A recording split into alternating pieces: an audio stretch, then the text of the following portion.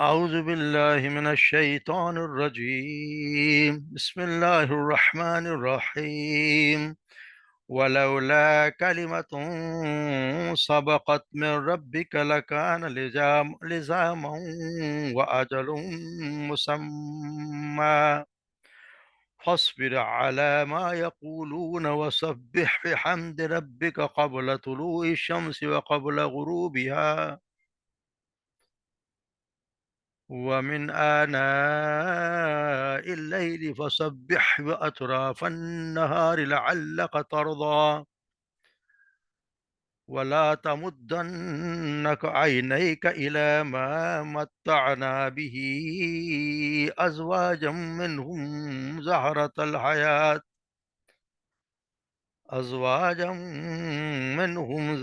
الحياة الدنيا لنفتنهم فيه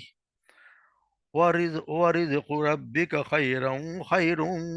وأبقى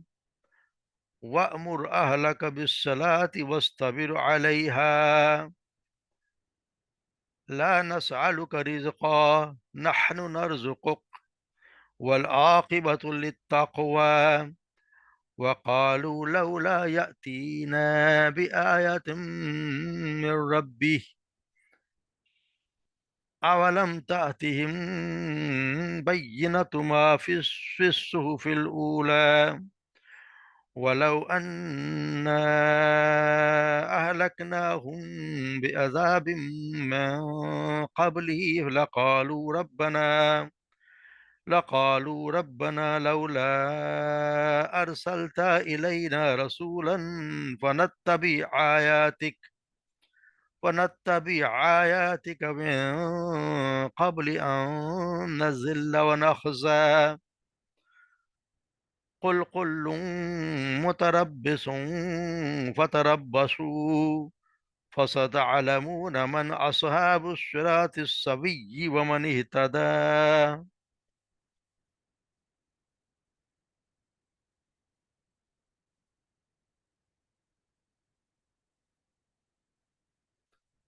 ولولا کلمتن، اور اگر نہ ہوتا، ولولا کلمتن، اور نہ ہوتی ایک بات، سبقت من رب کا، طے ہو چکی گئی ہوئی تمہارے رب کی طرف سے، لکانا لزامن، تو یقیناً ہو جاتا، یا لازمی ہو جاتا، یعنی عذاب لازمی ہو جاتا، واجل مسمى، اور وہ ایک وقت مقرر اگر نہ ہوتا، یا ایک وقت مقرر نہ ہوتا تو یہ ان پر ضرور بضرور عذاب جو ہے واقع ہو جاتا. مگر فصبر علی ما یقول، پر آپ صبر کیجئے، علی ما یقول، اس پر جو یہ کہتے ہیں، وسبح، اور تسبیح کیجئے، بحمد ربک، حمد کے ساتھ اپنے رب کی، قبل طلوع الشمس، سورج کے طلوع ہونے سے پہلے، وقبل غروبیہ، اور غروب ہونے سے پہلے، ومن آناء اللیل، اور رات کے وقت میں، وسبح، تسبیح کیجئے، واطراف النہار، اور دن کے کناروں پر، لعلک ترضی، تاکہ آپ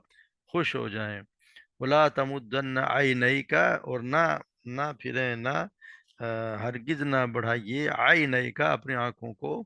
الا، اس کی طرف، ما متعنا، جو فائدہ دیا ہم نے، بھی، جس کے ذریعے سے،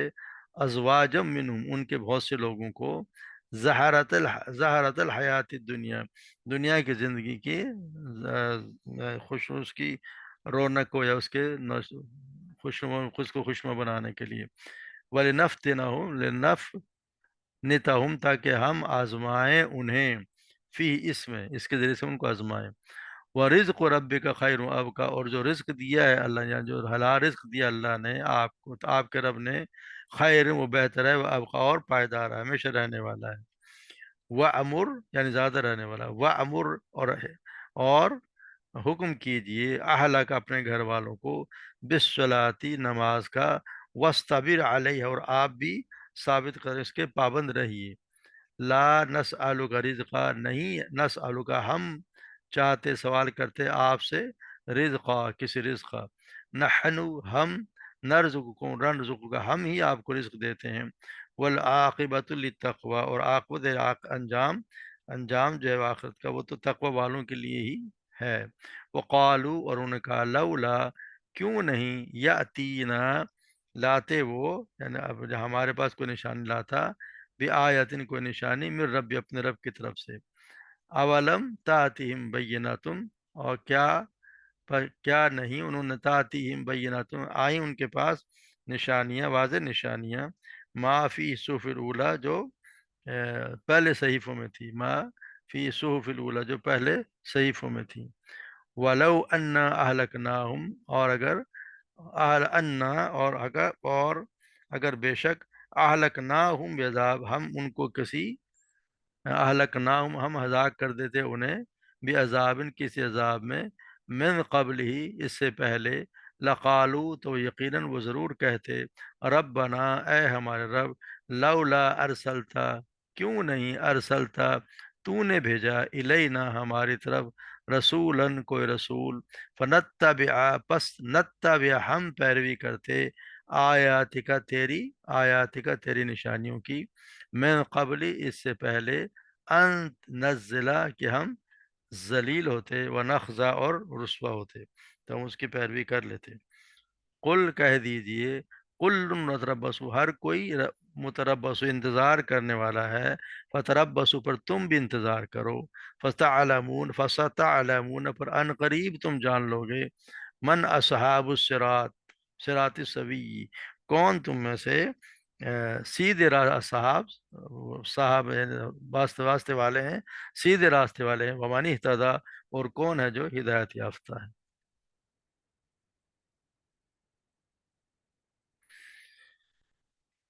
تو الحمدللہ آج ہم اس صورت کا آخری اس وقت پڑھ رہے ہیں، اور اس میں ہم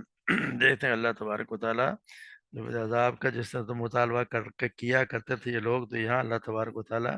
ان سے یہی فرما رہے ہیں کہ اگر اللہ تبارک و تعالیٰ کی طرف سے ایک وقت مقرر نہ ہوتا، یعنی کہ اس سے پہلے یہ کہ وقت مقرر اللہ تبارک و تعالیٰ سے وقت مقرر نہ ہوتا، اور یہ نہ ہوتا کہ جب تک اللہ تبارک و تعالیٰ اپنے بندوں پر اپنی حجت قائم نہ کر دے، انہیں اللہ تعالیٰ کا عذاب نہیں دیتا، ان کے لیے اس نے ایک وقت مقرر کر دیا ہے، اس وقت اس وقت ان لوگوں کو اس کی جو کیے اعمال کی ان کی سزا ملے گی۔ اگر یہ بات نہ ہوتی تو پھر یہ ادھر سے گناہ کرتے اور ادھر ہی پکڑ لیے جاتے۔ تو آپ سمجھ کہا جائے کہ آپ ان کے جو جھٹلاتے ہیں ان پر صبر کیجئے، ان کی بےہودہ جو باتیں ان پر برداشت کریں، اور تسلی رکھیں کہ یہ میرے قبضے میں ہے، میرے قبضے سے باہر نہیں ہے، جو یہ کہتے ہیں ان پر آپ صبر کیجئے، فاصبر علی ما یقولون، آپ صبر کیجئے اس پر، اور وسبح بحمد رب، اور آپ حمد کے ساتھ تسبیح کیجیے، یعنی کہ تسبیح کرنا بھی، اللہ کی حمد بیان کرنا بھی ہے، اور یہ سے مراد نماز بھی ہے، رب کا قبل طلوع شمس، سورج کو طلوع ہونے سے پہلے، یعنی فجر کے وقت، وقبل غروب، یا اور غروب ہونے سے پہلے، یعنی عصر کے وقت، ومن آناء اللیل وسبح اطراف النہار، اور رات کے وقت بھی آپ جو ہے تسبیح کیجئے، نماز پڑھیے اور تسبیح کیجئے، اطراف النہار، اور دن کے کناروں پر بھی، لعلک ترضی، تاکہ آپ، امید ہے کہ تاکہ آپ خوش ہو جائیں گے۔ تو یہاں پہ نماز کے اوقات بھی بتا دی گئے ہیں کہ یہاں پہ ان اوقات میں آپ کو نماز پڑھنی ہے، اور یہ آپ، کیونکہ یہ پہلے والے جو سورج غروب ہونے طلوع ہونے سے پہلے اور غروب ہونے سے پہلے، اس کے لیے بتایا گیا کہ یہ اس کا مطلب ہے کہ فجر کی نماز اور عصر کی نماز، کیونکہ بخاری مسلم کی حدیث میں ہے کہ ایک مرتبہ صحابہ نے فرمایا، ہم ایک مرتبہ آپ صلی اللہ علیہ وسلم کے پاس بیٹھے ہوئے تھے، آپ نے 14ویں رات کے چاند کو دیکھ کر فرمایا، تم ان قریب اپنے رب کو اسی طرح دیکھو گے جس طرح چاند کو بغیر کسی مزاحمت و تکلیف کے دیکھ رہے ہو، بس اگر تم سے ہو سکے تو سورج نکلنے سے پہلے کی اور سورج غروب ہونے سے پہلے کی نماز کی پوری طرح حفاظت کرو۔ پھر آپ نے اسی آیت کی تلاوت فرمائی، تو اس کا مطلب یہ ہے کہ یہ ان کا مطلب مراد یہ فجر کی اور عصر کی نماز ہیں۔ پھر جو رات کو اللہ فرمایا، رات کے وقت میں تہجد بھی پڑھا کرو، تہجد کا بھی آ جاتی ہے، اور مغرب اور عشاء کی نماز بھی ہے، اور دن کے وقت میں اللہ کی پاکیزگی بیان کرو تو اس میں ظہر کی نماز بھی، اور ویسے بھی ہے کہ اللہ تبارک و تعالیٰ کے آپ حمد و ثنا کریں، ان کے جو اللہ تبارک و تعالیٰ نے بہت سے اذکار بتائے ہیں، وہ بھی انسان کو کرتے رہنا چاہیے، تاکہ اللہ تبارک و تعالیٰ ان کے بدلے میں اس کو اس کے درجات کو بلند کرے، اس کے عمل بھی، جس طرح آپ سیدنا ابو ہریرہ بیان کرتے ہیں کہ آپ صلی اللہ علیہ وسلم نے فرمایا کہ جو شخص صبح اور شام سبحان اللہ وبحمدہ 100 مرتبہ پڑھے تو قیامت کے دن اس سے افضل عمل لے کر آنے والا کوئی شخص بھی نہیں ہوگا سوائے اس شخص کے جس نے اس کے مثل یا اس سے زیادہ مرتبہ یہ کلمات کہے ہوں گے، یعنی اگر کسی اور نے کہے ہوں گے تو اس کے برابر ہوگا، ورنہ اس کے جو ان کا وزن اتنا سب سے زیادہ انہی کا ہوگا۔ تو پھر یہ بھی سیدنا عمارہ بن رویبہ بیان کرتے ہیں کہ آپ صلی اللہ علیہ وسلم نے فرمایا، ان دونوں وقت میں نماز یعنی فجر و عصر کی پڑھنے والا آگ میں نہیں جائے گا۔ اس طرح سے ابو ہریرہ بیان کرتے ہیں کہ آپ صلی اللہ علیہ وسلم نے فرمایا، رات اور دن کے فرشتے ایک کے بعد دیگرے تمہارے پاس آتے جاتے رہتے ہیں، اور فجر اور عصر کی نماز میں فرشتے اکٹھے ہو جاتے ہیں۔ پھر جو فرشتے رات کو تمہارے ساتھ رہے تھے وہ اوپر آسمان پر چلے جاتے ہیں، تو اللہ تبارک و تعالیٰ ان سے پوچھتے ہیں، حالانکہ ان سے زیادہ واقف ہوتا ہے، کہ تم نے میرے بندوں کو کس حال میں چھوڑا؟ تو وہ کہتے ہیں کہ ہم نے ان کو نماز پڑھتے ہوئے چھوڑا، اور جب ہم ان کے پاس سے گئے تھے اس وقت وہ نماز ہی پڑھ رہے تھے۔ تو اللہ تبارک و تعالیٰ ہمیں بھی توفیق دے کہ نماز کی پابندی ضرور کرنی چاہیے۔ پھر فرمایا اللہ کا ترضیٰ، تاکہ تم تم خوش ہو جاؤ گے۔ اس سے اس کے دونوں مطلب ہو سکتے ہیں۔ ایک مطلب تو یہ ہے کہ تم اپنی موجودہ حالت پر راضی ہو جاؤ، جس میں اپنے مشن کی خاطر تم اس طرح کی تمہیں جو ان کی ناگوار باتیں سننی پڑ رہی ہیں، تو اللہ کے فیصلے پر راضی ہو جاؤ کہ تم اس ناحق ظلم و زیادتیاں کرنے والوں کو ابھی سزا نہیں دی جائے گی، وقت آئے گا تو سزا دی جائے گی۔ یعنی یہ لوگ اس وقت تک آپ کو ستاتے ہوئے رہیں گے، زمین میں دندناتے پھرتے ہوئے رہیں گے۔ دوسرا مطلب یہ ہے کہ ذرا آپ یہ کام کر کے تو دیکھیں، یعنی کہ اللہ تبارک و تعالیٰ نے جو فرمایا کہ نمازیں پڑھیں اور اللہ کو یاد کرو، اس کا نتیجہ مطلب جو کچھ سامنے ہے کہ اس سے آپ کا دل خوش ہو جائے گا۔ یعنی اس کا مطلب یہ مطلب ہے کہ قرآن میں مختلف مقامات پر اس کے لیے بتایا گیا، جس طرح سورہ بنی اسرائیل میں ہم پڑھا ہے کہ نماز کا حکم دینے کے بعد فرمایا، آسا ایب آسا کا رب کا مقام محمودہ، توقع ہے کہ تمہیں مقام محمود پہنچا دے گا۔ ادھر سورہ دوحہ میں اللہ تبارک و تعالیٰ فرماتے ہیں، وَلَلْآخِرَةُ خَيْرٌ لَكَ مِنَ الْأُولَىٰ، اور یہ تمہارے لیے بعد کا دور یقیناً پہلے دور سے بہتر ہے۔ وَلَسَوْفَ يُعْطِيكَ رَبُّكَ فَتَرْضَىٰ، اور عنقریب تمہیں اتنا کچھ دے گا کہ تم خوش ہو جاؤ گے۔ کہ اللہ تبارک و تعالیٰ یہاں اللہ آپ صلی اللہ علیہ وسلم نے کہ ہم اتنا آپ کو دیں گے کہ آپ جو ہے وہ خوش ہو جائیں گے۔ تو یہ ویسے تو جنت والوں کو اللہ تبارک و تعالیٰ ویسے بھی خوش کر دیں گے کہ وہاں پہ ایسا ہی ہوگا، جیسا سیدنا ابو سعید خدری بیان کرتے ہیں کہ آپ صلی اللہ علیہ وسلم نے فرمایا کہ اللہ تبارک و تعالیٰ فرمایا کہ اے جنتیو، تو وہ کہیں گے، "اے ہمارے رب، ہم بار بار تیری خدمت میں حاضر ہیں، اور تیری خیر اور ساری خیر تیرے ہی ہاتھ ہے۔ تو اللہ تبارک و تعالیٰ فرمائے، کیا تم خوش ہو گئے؟ وہ کہیں گے، اللہ ہم کیوں خوش نہ ہوں گے، حالانکہ تو نے ہمیں وہ نعمتیں عطا کر رکھی ہیں جو تو نے اپنی مخلوق میں کسی کو نہیں دی۔ اللہ فرمائے گا، کیا میں تمہیں اس سے بہتر چیز نہ عطا کروں؟ وہ کہیں گے، اے ہمارے رب، ان نعمتوں سے بہتر اور کیا ہو سکتا ہے؟ اللہ تبارک و تعالیٰ فرمائے گا، میں تمہیں اپنی رضامندی دیتا ہوں کہ اب کسی وقت میں تم سے کبھی بھی ناراض نہیں ہوں گا۔ تو اسی طرح دوسری جگہ سیدنا صہیب رضی اللہ تعالیٰ بیان کرتے ہیں کہ آپ صلی اللہ علیہ وسلم نے فرمایا کہ جب جنتی جنت میں چلے جائیں گے تو اللہ تعالیٰ ان سے فرمائے گا، کیا تم کچھ مزید چاہتے ہو کہ میں تمہیں دوں؟ تو وہ کہیں گے، اللہ کیا تو نے ہمارے چہروں کو روشن نہیں کر دیا؟ تو نے ہمیں جنت میں داخل نہیں کیا اور جہنم سے نجات نہیں دی، اب ہمیں اور کیا چاہیے؟ تو اس وقت اللہ تبارک و تعالیٰ اپنا حجاب اٹھا دے گا، تو نے ایسی نعمت عطا نہیں ہوئی ہوگی جو انہیں اپنے رب کے دیدار سے زیادہ محبوب ہو، یعنی اللہ تبارک و تعالیٰ اپنا دیدار کرائیں گے، اور یہ سب سے بڑی نعمت ہوگی کہ اللہ تبارک و تعالیٰ کو جنتی خود دیکھیں گے۔ پھر کہا جا رہا ہے، وَلَا تَمُدَّنَّ عَيْنَيْكَ إِلَىٰ مَا مَتَّعْنَا بِهِ أَزْوَاجًا مِّنْهُمْ زَهْرَةَ الْحَيَاةِ الدُّنْيَا، کہ آپ نظریں اٹھا کر بھی نہ دیکھیں، یہ تو دنیا میں سامان اللہ تبارک و تعالیٰ نے لوگوں کو دیا ہے، یہ اس کی طرف تو آپ ان کی نظر اٹھا کے دیکھیں بھی نہیں کہ لوگوں کے جو رونق کے یہ سامان کو لوگوں کو دے دیا اور لوگ اس پہ اتراتے پھر رہے ہیں، تو آپ تو اس کی طرف بالکل کچھ غور بھی نہ کریں کہ اللہ تبارک و تعالیٰ نے لوگوں کو کیا کچھ دے دیا ہے، کیونکہ یہ آپ کی یہ لائق ہے ہی نہیں، اس کی کوئی اہمیت ہے ہی نہیں، ان کی طرف آپ بالکل حضرت بھری نگاہوں سے نہ دیکھیں۔ یہی تو ذرا سی دیر کی چیزیں ہیں، صرف ان کی آزمائش کے لیے ان کو یہاں ملی ہیں کہ دیکھیں یہ شکر گزاری کرتے ہیں یا ناشکری اور تکبر کرتے ہیں۔ یہ حالانکہ بس حقیقت دیکھا جائے تو شکر کرنے والوں کی تو بہت کمی ہے۔ تو ان کے مالداروں کو جو کچھ ملا ہے اسے آپ صلی اللہ علیہ وسلم کو تو فرمایا گیا ہے کہ آپ کو تو اس سے بہت بہتر نعمت ملی ہے، ہم نے تجھے سات جو آیات دی ہیں جو دہرائی جاتی ہیں، یعنی کہ سورہ فاتحہ اور قرآن عظیم عطا فرما رکھا ہے، بس اپنی نظریں دنیاوی ساز و سامان سے بالکل بھی ان کی طرف نہ ڈالیں، ان کی طرف تو بالکل آپ ان غور بھی ان کے کسی کو، بلکہ صحابہ کرام سے کہتے کہ ان کو تو آپ اس کی تو کوئی اہمیت ہے نہیں، اس کو آپ بالکل بھی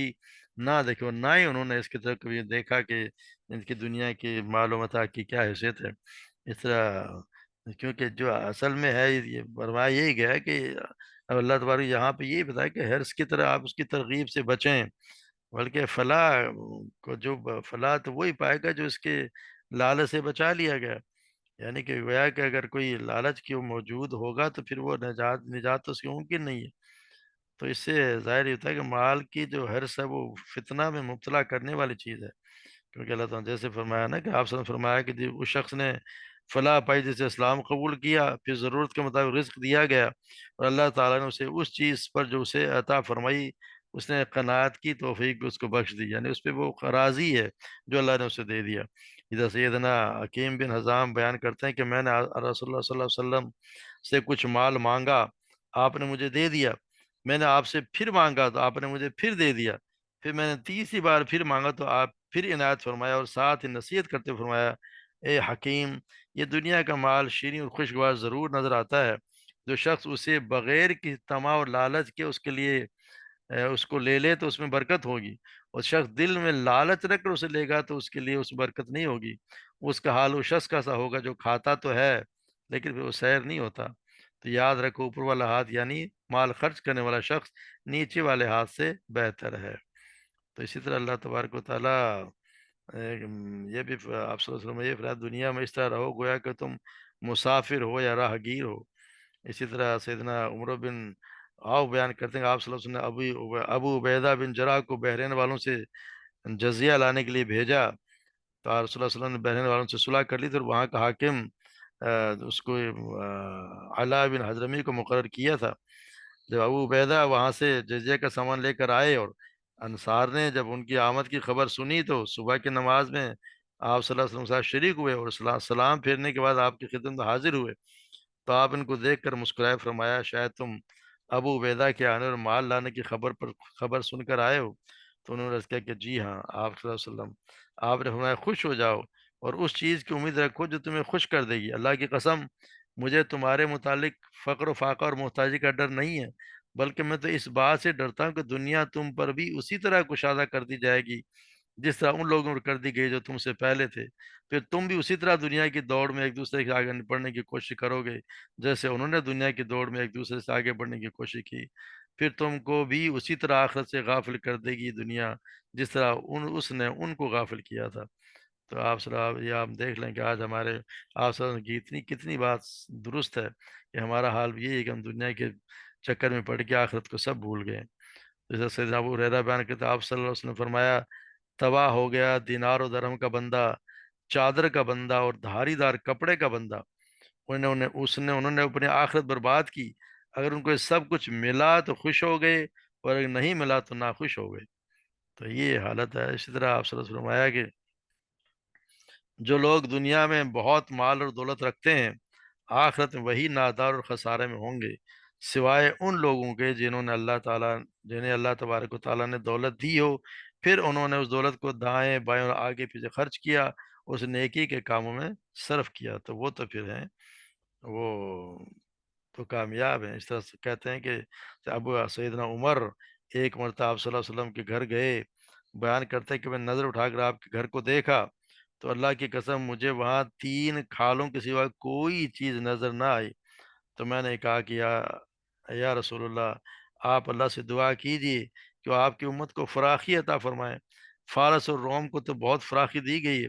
اور ان دنیا کا مال اور متاع عطا کیا گیا، حالانکہ وہ اللہ کی بات نہیں کرتے، اور آپ اللہ کے رسول اور اس کے برگزیدہ بندے ہونے کے باوجود کس حالت میں رہ رہے ہیں. تو آپ صلی اللہ علیہ وسلم تکیہ لگائے ہوئے بیٹھے ہوئے تھے. سن کر آپ سیدھے ہو گئے. آپ فرمایا اے ابن خطاب کیا کیا تم شک میں ہو؟ ان لوگوں کو جو اچھائیاں ان کا بدلہ دنیا ہی میں جلدی دے دیا گیا ہے، یعنی جو نیک کام کیا ان کا بدلہ اللہ تبارک نے دنیا میں ہی دے دیا ہے، اور ہمیں انشاءاللہ وہاں پہ آخرت میں ملے گا. حضرت ابو ذر بیان کرتے ہیں کہ آپ صلی اللہ علیہ وسلم نے فرمایا کہ اگر میرے پاس احد پہاڑ کے برابر سونا ہو تو مجھے یہ پسند نہیں کہ 3 راتیں گزر جائیں اور اس میں سے کوئی چیز میرے پاس باقی ہو سوائے اس کے جو میں قرض کی ادائیگی کے لیے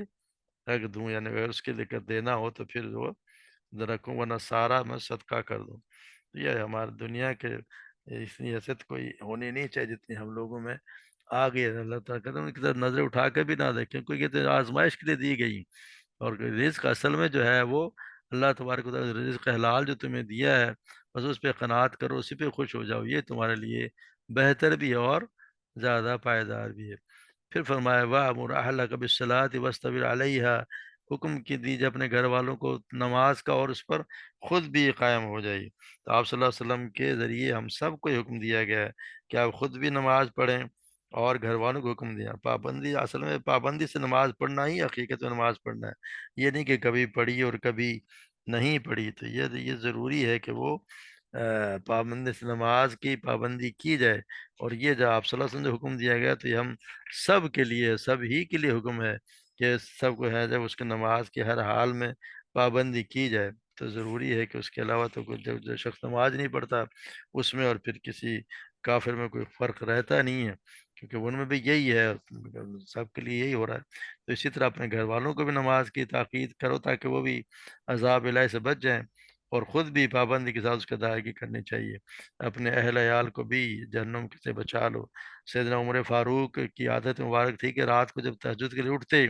तो अपने घर वालों को भी जगाते और इसी आयत की तिलावत फरमाते। तो फिर अल्लाह ताला ये भी फरमाता हम तुझसे किसी रिज़्क़ के तालिब नहीं हैं। ला नसलुका रिज़्क़ा नहनु नरज़ुकुक वल आक़िबतु लित्तक़वा, हम तुमसे कोई रिज़्क़ के तालिब नहीं है।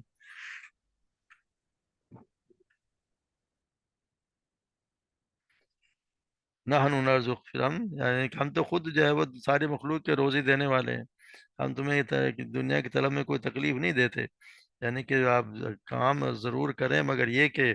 इतने दुनिया में मशगूल ना हो जाएं कि सब कुछ भूल जाए इंसान को, नमाज भी उसको याद ना रहे, और वो सिर्फ दुनिया के तगो में लगा रहे, और उसको हर वक्त ये कि जी कमाई करनी है, और उसने नमाज की अजान हो रही है उसके कानों पे कोई जूं तक नहीं रेंगती। तो इसलिए यहाँ फरमाया गया कि उसके लिए इतने भी अपने रिस्क के चक्कर में अल्लाह तबारक व ताला ही रिस्क देने वाला है, और आखिरत जो है ना वही मुत्तकियों के लिए ही है। और फिर ये फरमाया वक़ालू लौला यातीना, और वो कहते हैं कि क्यों नहीं ये लाते हैं हमारे पास कोई निशानी, मेरे रब, अपने रब की तरफ से, यानी अपने रब की तरफ से ये कोई निशानी लेकर क्यों नहीं आते। कुफार ये भी कहा करते आखिर क्या वजह है कि ये नबी अपनी सच्चाई को कोई मौजज़ा हमें नहीं दिखाते। तो जवाब ये मिलता है कि जो ये कुरान करीम जो अगली किताबों की खबरों के मुताबिक अल्लाह तबारक व ताला ने अपने नबी पर जो उतारा है, जो ना लिखना जानते हैं ना पढ़ना, तो ये भी देख लो कि इसमें अगले वालों की कितने कैसे हालात बयान किए गए हैं, बिल्कुल उन किताबों के मुताबिक जो अल्लाह की तरफ से उससे पहले नाजिल हो चुकी हैं। कुरान तो इन सब का निगहबान है, और चूंकि अगली किताबों की कोई कमी बेशी से वो पाक नहीं रही, इसलिए कुरान उतरा है कि उनको उनकी सेहत और गैर सेहत को मुमताज़ कर दे। तो यहाँ ये बताया गया कि उनको मांगते हैं वो निशानियाँ, तो अल्लाह तबारक को उनको क्या उनको नज़र नहीं आते सुहबुल उलम के पहले जो सहीफ़ात है उनके अंदर भी उनकी निशानियाँ हैं। और ये उनको मगर ये उस पे गौर करते नहीं। तो ये था वलौ अन्ना अहलकनाहुम बिअज़ाबिम मिन क़ब्लिही लक़ालू रब्बना। तो फिर ये जो अल्लाह तबारक व तआला की जो आप सल्लल्लाहु अलैहि वसल्लम को जितना बड़ा मौजज़ा दिया गया, आप सल्लल्लाहु अलैहि वसल्लम ने ये फरमाया कि हर नबी को ऐसे मौजज़े मिले कि उन्हें देखकर लोग उनकी नबूवत पे ईमान ले आए, लेकिन मुझे जीता जागता जिंदा और हमेशा रहने वाला मौजज़ा दिया गया। यानी और नबियों को जो मौजे मिले उनकी ज़िंदगी के साथ ही ख़त्म हो गए। हम पढ़े आज जैसे मूसा अलैहिस्सलाम को जितने मौजज़ात दिए गए, असा का दिया गया या यद बैज़ा का दिया गया, वो उनकी ज़िंदगी के साथ ख़त्म हो गए। ईसा अलैहिस्सलाम को जो मौजज़ात दिए गए उनकी ज़िंदगी के साथ ही ख़त्म हो गए। मगर आप सल्लल्लाहु अलैहि वसल्लम को जो मौजज़ा कुरान जो दिया गया वो रहती दुनिया तक कायम रहेगा। ये खिताब जो बज़रिया वही आप पे उतरी है, और ये इसे आप फरमाया कि मुझे उम्मीद है कि तमाम नबियों के ताबेदारों से मेरे ताबेदार ज़्यादा होंगे। तो यहाँ ये भी है कि ये आप सल्लल्लाहु अलैहि वसल्लम का सबसे बड़ा मौजज़ा उसका बयान हुआ है। इसका ये मतलब नहीं है कि और कोई आपके मौजज़े नहीं थे। इस कुरान के अलावा भी आपके बहुत ज़्यादा आपके हाथ में बहुत ज़्यादा मौजूद हुए जिनकी गिनती में शुमार ही नहीं होता। तो ये बताया गया है कि उनको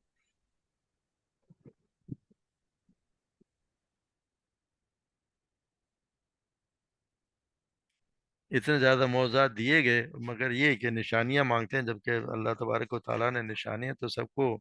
पहले ही अगर वो चाहें तो इतनी निशानियाँ दिखा दी, मगर है ये कि उन्होंने ईमान ला रहा नहीं है। इतनी हर चीज़ देखने के बावजूद भी उन्होंने अगर सारी भी आप ان کو اگر سب کو دیکھ لیں گے تو اس سے اس وقت ایمان لائیں گے نہیں۔ تو یہاں پھر اللہ تبارک و تعالیٰ یہ بھی فرما رہے ہیں کہ اگر یہ کہتے ہیں کہ جی ولو انا ہلکنا، اگر ہم ان کو ہلاک کر دیتے عذاب سے اس سے پہلے کہ